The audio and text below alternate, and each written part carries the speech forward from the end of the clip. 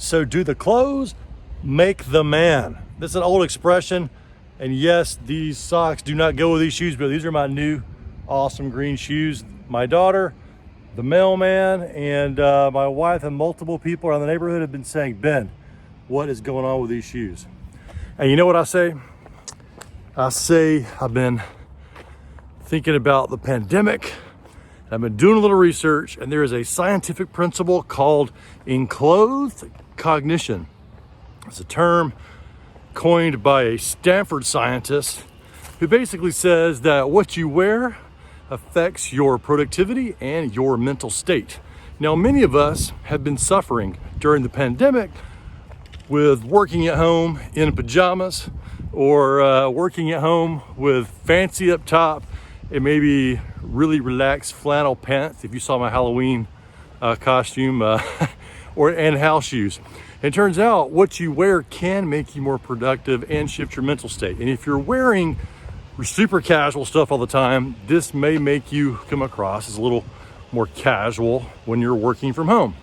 And this specific scientist talked about how she has started dressing up and even wearing heels while she's working from home, and how this has shifted her into a much more productive state. And I have these green shoes, and I can't really tell you exactly how it's shifting my productivity and mental state, but I will say I am thinking I am a little more productive and a little more brazen maybe when I walk out on the tennis court or when I walk around the neighborhood with my fancy green glow-in-the-dark shoes. Now, they don't really glow in the dark, but that's what the mailman asked me. He also asked me if I was perhaps the tallest leprechaun in Charleston. So, bringing this back to you, if you're working around the house during the pandemic and you want to change things up a little bit, maybe just a tiny bit, think about what you're wearing.